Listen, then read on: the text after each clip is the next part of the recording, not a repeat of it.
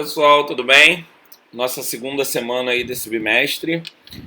Hoje o nosso vídeo ele vai falar de hipertensão arterial. Semana passada falamos de lombalgia. A ideia desse bimestre é falar de algumas doenças crônicas, né, ou alguns problemas de saúde, algumas lesões, como foi no caso da semana passada a lesão de lombalgia, né, a dor na lombar, né? Hoje a gente vai falar da doença crônica hipertensão arterial. Qual é a ideia? Assim como na semana passada, eu não quero que vocês saibam tudo, conheçam tudo da hipertensão, mas é principalmente saber o quão importante é o exercício para quem quer prevenir a hipertensão e para quem quer combater a hipertensão uma vez que você tem. Ah, professor, mas eu não sou hipertenso, eu sou jovem, estou muito tranquilo, ótimo. Então a ideia é que você não se torne um indivíduo hipertenso e, principalmente, que você possa ajudar as pessoas que têm hipertensão e estão no seu convívio. A gente observa que a hipertensão ela é uma doença que acomete muita gente na população. Então é uma doença muito comum, tenho certeza que vocês conhecem, tem algum amigo, algum parente, alguém na família que é hipertenso. Então vocês também vão poder dar diversas dicas interessantes para essas pessoas da família de vocês. Mas vamos lá. Hipertensão arterial, né? Como o nome já tenta mostrar para a gente, né? E como vocês ouvem no popular, né? Pressão alta, ou seja, seria o aumento da pressão nos vasos. Né? Os vasos é por onde passa o sangue, né? Então existe um fluxo sanguíneo ali que leva oxigênio e nutrientes para os órgãos. E uma vez que esse vaso ele tem uma pressão, né? Você dificulta o fluxo. É igual uma mangueira de água. Você aperta a mangueira de água e esse fluxo de água ele vai ter dificuldade para passar ali. Né? Tanto que se você apertar muito, ou seja, aquela dobra na mangueira, bloqueia a água, não consegue nem passar. Então a gente tem que tomar, inclusive, muito cuidado com isso. Né? Então o que faz aumentar essa pressão arterial? Consumo excessivo de sal, sódio, né?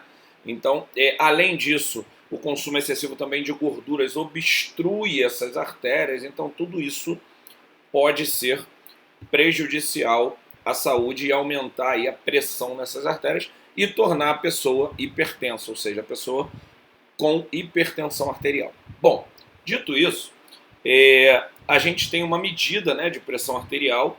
A pressão arterial é medida por milímetros de mercúrio. Vocês já devem ter ouvido falar, a pressão normal é 12 por 8, que na verdade é 120 por 80, esse 12 por 8, 120 por 80 milímetros de mercúrio. Então, quando a gente considera uma pessoa hipertensa, a gente está assumindo que a pressão dela fica acima de 14 por 9, ou na linguagem correta, 140 por 90 milímetros de mercúrio. Então, acima dessa pressão, a gente considera a pessoa hipertensa. Tá legal? Bom, a partir daí, o hipertenso ele precisa fazer um tratamento através de remédios, né?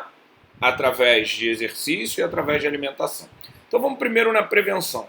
Prevenção é muito simples. Se você for um cara que pratica exercício e que também não se alimenta com comida, né, com alimentos ricos em gordura e ricos em sal ou sódio, você dificilmente vai se tornar um hipertenso.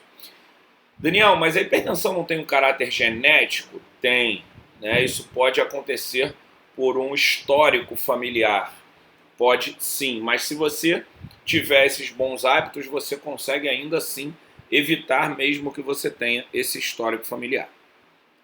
Ótimo.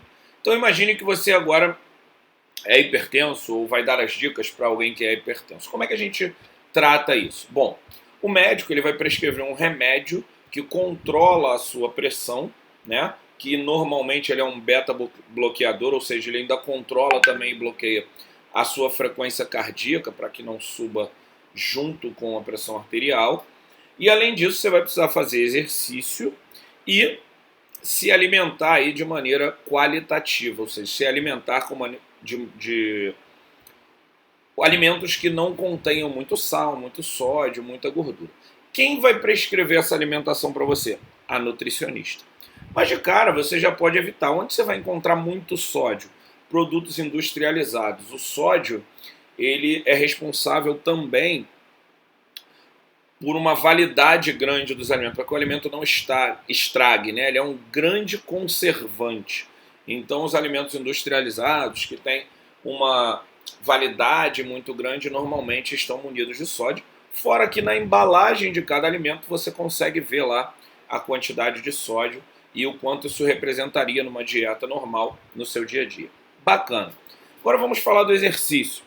O exercício físico, né, seja ele aeróbio, cardiorrespiratório, a caminhada, a corrida, andar de bicicleta, natação ou até mesmo a musculação, que alguns médicos erroneamente dizem que o hipertenso não pode realizar a musculação, e ele pode realizar sim, né? Ele pode realizar, não só pode realizar a musculação, como ela contribui para a melhora dele, para o combate à hipertensão arterial. Então é importante que você faça exercício. Esses exercícios eles devem ser feitos de 2 a 3 vezes na semana inicialmente, podendo chegar a todos os dias, 5 vezes na semana, né? Não todos os dias, para que você tenha aí um descanso. Mas iniciando de 2 a 3 vezes, terminando lá, chegando a 5 vezes na semana, conforme você vai evoluindo. O mínimo para isso acontecer é de 2 vezes na semana, de pelo menos 30 minutos de atividade.